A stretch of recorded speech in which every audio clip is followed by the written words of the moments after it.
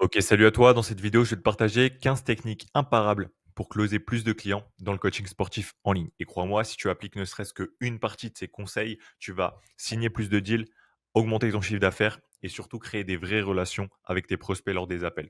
Ok, on passe tout de suite au premier tips, c'est d'utiliser le prénom du conjoint et des enfants. Quand on appelle, les personnes les plus importantes pour ton prospect sont son partenaire et ses enfants. Donc l'idée, c'est qu'au début de l'appel, dans la phase un petit peu de mise en relation, etc., c'est de noter leurs prénoms pour les réutiliser dans la discussion. Par exemple, est-ce que Charlotte est au courant que tu veux retrouver la forme? Ok, c'est puissant parce que ce sont les gens de confiance qui connaissent ces détails, euh, les amis, la famille, les médecins. Donc, tu vas créer une connexion émotionnelle immédiate, réduire la méfiance et également anticiper l'objection du conjoint si tu lui demandes par exemple si son mari ou si sa femme est au courant qu'elle veut retrouver la forme, etc., si elle la soutient. OK. Deuxième petit tips, remplacez le si par le quand. Souvent, quand j'analyse vos appels, je vois que vous dites, voilà: «Si, tu arrivais à perdre 10 kilogrammes, comment ça changerait?» et cetera. Non, ça sonne un petit peu comme un doute. À la place, il faut utiliser quand. Quand tu auras perdu ces 10 kilogrammes, comment tu te sentiras? OK? C'est ce qu'on appelle un langage présomptif. Tu transmets la certitude que ton prospect va réussir et cette certitude, elle est contagieuse. OK? Donc souviens-toi, les gens achètent quand ils sentent de la confiance et de la conviction en face d'eux. Donc c'est hyper important, c'est sur des petits détails parfois que ça peut se jouer. OK? Tips numéro 3, la technique du grand-père endormi. Au début d'un appel, la résistance, elle est énorme. OK? Les personnes, il va se dire, il arrive, enfin le prospect, il arrive en se disant: «Je vais rien acheter». Il se dit: «OK, c'est sûrement un pitch de vente» et cetera. Donc son niveau de méfiance, il sera élevé. Donc la technique, utiliser la technique du grand-père endormi, c'est, d'adopter une démarche vraiment détendue au début de l'appel. De dire par exemple, «Écoute, je ne sais pas encore si je peux vraiment t'aider, voyons ça ensemble». Ça désamorce un petit peu le prospect. Il s'attendait à avoir un vendeur agressif en face de lui. Il se retrouve face à quelqu'un de relax, OK? Donc c'est cool. Il va baisser la garde et toi ensuite tu pourras être plus incisif, devenir plus incisif dans tes questions au fur et à mesure de l'appel pour rentrer dans les émotions. OK?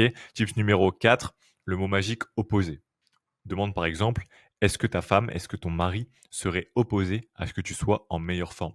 Ce mot est très puissant car il force ton prospect à réfléchir. Bah, c'est vrai, pourquoi mon conjoint serait contre? Souvent, ça déclenche une réaction intérieure du style, non mais attends, il devrait me soutenir, etc. Et du coup, c'est une façon subtile de casser l'objection du conjoint avant même qu'elle n'apparaisse. Ok, c'est ton rôle en tant que coach, en tant que closer, entre guillemets, de venir casser les objections avant qu'elles apparaissent parce qu'une fois que le prix va être annoncé, ça va être de plus dur, ça va être de plus en plus dur de traiter ces objections-là. De plus, si elles sont nombreuses, donc là, on les «préchote» entre guillemets. Tips numéro 5, les pauses empathiques. Beaucoup de coachs, closers débutants remplissent leur silence avec des «e», des «mmh», moi le premier d'ailleurs. C'est vraiment une mauvaise idée. Ça donne une impression de nervosité. Et ça, on s'en rend pas toujours compte. Donc c'est pour ça que c'est important également d'enregistrer vos appels. À la place, il faut vraiment utiliser le silence.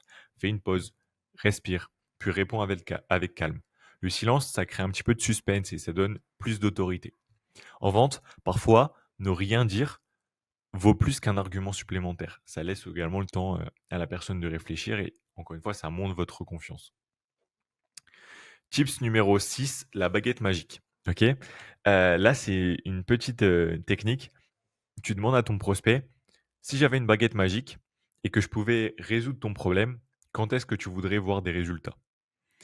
La plupart répondront tout de suite et le résultat à ça, ça va être qu'ils vont s'auto-conditionner à agir maintenant et pas dans 6 mois. C'est une technique simple de visualisation qui va pousser le prospect vers la décision immédiate. Donc le tips de la baguette magique. Tips numéro 7, deux oreilles, une bouche. Pourquoi j'ai écrit ça? Parce que en appel, ton prospect doit parler 75% du temps et toi seulement 25%. Ok, ton rôle, c'est pas de réciter ton offre, de réciter un script, ça va être de poser les bonnes questions, d'écouter et de creuser. Plus ton prospect va parler, plus il va dévoiler ses blocages, ses douleurs, ses émotions, et plus il va se sentir compris, plus il aura envie de travailler avec toi. Ok, c'est hyper important. Tip numéro 8, la structure parfaite du coup d'un appel de vente. Un appel efficace, il suit toujours plus ou moins la même séquence. Premièrement, le rapport, donc la mise en confiance, tu crées vraiment un lien avec la personne. La deuxième phase, c'est la phase de découverte, aller chercher les objectifs, les blocages, les motivations. La troisième phase, ça va être de rentrer dans les émotions. Pourquoi c'est important pour lui? Quel impact ça a sur sa famille, sur sa vie? Quatrièmement, la confirmation. Tu répètes ce qu'il dit pour qu'il se sente compris. Cinquième phase, la présentation. Tu présentes ton programme et ton prix. Et sixième étape, la clôture. L'objectif, c'est d'obtenir un engagement immédiatement, pas je vais réfléchir, etc. Ok. Si tu maîtrises vraiment cette structure, tu perdras plus jamais un appel de vente ou alors c'est que la personne ne serait pas qualifiée. Et dans ce cas, c'est avant l'appel qu'il faudra gérer ça. Tips numéro 9, le straight line selling de Jordan Belfort, le loup de Wall Street pour ceux qui connaissent. Ne jamais laisser ton prospect partir dans tous les sens. Ok, tu vas toujours le ramener dans la conversation, enfin, tu vas toujours ramener la conversation pardon, sur son objectif principal et ses douleurs. Par exemple, s'il te parle de golf pendant 45 minutes, c'est pas le but. Tu vas lui dire c'est super que tu joues au golf, mais revenons à ce qui nous intéresse. Ça fait 6 mois que tu essayes de perdre 20 kilos et tu n'arrives pas. Parlons-en. Ok, tu restes ferme, mais à la fois bienveillant. C'est toi qui dois garder le contrôle dans l'appel, pas le prospect. Souvent, quand vous perdez le lead, tout simplement, vous perdez l'appel au final. Tips numéro 10, l'apparence. L'apparence compte. Tu vends une transformation, donc l'idée, c'est d'être un minimum crédible. Soigne ton cadre, pas de fond Zoom ou Google Meet moche. Utilise vraiment un fond pro, neutre, ok, pour que ce soit le plus professionnel possible. Habille-toi également de façon alignée avec ta cible. C'est ok d'être en tenue de sport si tu as une cible assez jeune, mais un petit polo, une petite chemise si c'est plutôt des femmes ou des hommes avec un certain âge, entre guillemets, au-delà de 40 ans. Bien sûr, sois toi-même en forme. L'idée, c'est que c'est difficile de vendre un coaching si tu sembles négliger ta propre santé, si tu as pas d'énergie, si tu as des grosses cernes, et cetera. Les gens, ils vont juger en 3 secondes, donc sois pro dès la première impression. Tips numéro 11, garde une énergie haute. Un appel de vente, c'est pas une réunion monotone.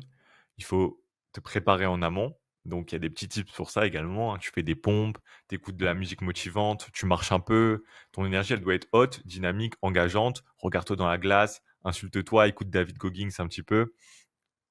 Ah, ça bug. J'espère que ça bug pas au rendu. Mais ouais, garde une énergie haute, engageante, parce que si tu arrives fatigué, ton prospect va décrocher et personne n'achète de l'énergie basse. 12e tips, la conviction. La formule est assez simple. Compétence en vente fois conviction.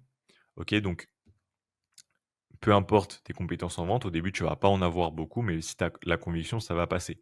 Si tu as beaucoup de compétences en vente, mais que tu n'as pas de conviction, ça passera jamais. Ok, si tu n'as pas de compétences en vente plus pas de conviction, on est terminé.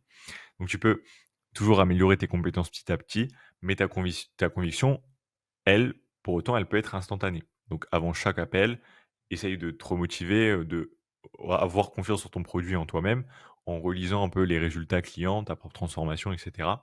Plus tu vas être convaincu que ton programme fonctionne, plus ton prospect va ressentir cette conviction et vouloir te suivre, même si tes compétences sont un petit peu limitées au début. Je vois que ma tête bug, j'espère vraiment que la vidéo bug pas. Tips numéro 13, montre de l'émotion. Ok, n'hésite pas vraiment à exprimer ta frustration et de l'enthousiasme pour ton prospect. Par exemple, honnêtement, ça me frustre. On ne le dit pas comme ça, mais enfin, honnêtement, ça me frustre vraiment pour toi. Je sais que tu peux réussir, mais tu continues à douter, quoi. Tu vois, avoir un petit peu cette énergie, sentir que tu es frustré aussi, ça montre que tu t'impliques vraiment et les gens ont confiance aux personnes qui se soucient réellement de leur réussite. Tips numéro 14, la technique du pourquoi tu devrais pas le faire. OK? Si tu dis à ton prospect: «Je vais t'expliquer pourquoi tu devrais pas rejoindre ce programme» et puis tu lui expliques, parce que ça demande un vrai engagement et du travail, parce que, ça demande un investissement financier et cetera. Il va commencer à se convaincre lui-même qu'il est prêt à fournir l'effort et à investir. Tips numéro 15, les 4 objections à tuer. Alors, les objections, elles se résument tout le temps en 4 choses. Le conjoint, le temps, l'argent et la confiance en soi. Globalement, ça peut aller sur diverses formes. Soit le prospect va pas avoir confiance en lui, en sa propre capacité à y aller, à réussir grâce, à ton programme, tes compétences, à ton accompagnement. Soit il a pas confiance en toi pour l'amener à son objectif, soit il a pas confiance en ton programme. Mais hormis ça, on a toujours l'objection conjoint, l'objection temps, l'objection argent, l'objection confiance en soi. Donc ton rôle, ça va être vraiment de les anticiper et de les neutraliser avant la fin de l'appel. Par exemple, dès le début, tu peux demander: «Est-ce que ton conjoint te soutient dans cette démarche?» On revient au tips numéro 1. Comme ça, à la fin, ça évitera, l'excuse, «Faut que j'en parle à mon conjoint», parce que le cerveau humain déteste l'incohérence. Et le petit bonus, de préparer tes appels avec les réseaux sociaux. Si tu as le nom, prénom de la personne ou dans tous les cas, si tu lui as parlé sur Insta, hésite pas avant l'appel à passer 5 minutes sur le Facebook, sur le Insta, sur le LinkedIn de ton prospect pour, voir ses voyages, ses hobbies, sa famille et cetera, et ça permettra de créer un rapport immédiat avec la personne. «J'ai vu que tu étais à Barcelone l'été dernier, c'était comment?» et cetera. C'est un petit détail, mais ça change tout parce que ça montre que tu t'intéresses vraiment, à la personne, à lui en tant que personne justement. Donc, hésite pas à faire ça. OK? Donc voilà, 15 techniques les plus, puissantes selon moi pour closer plus de clients dans ton coaching en ligne, plus un petit bonus, pour préparer tes appels. Si tu veux que je t'envoie un script complet d'appel de vente, j'ai ça, dans mes documents, ce que je donne à mes clients.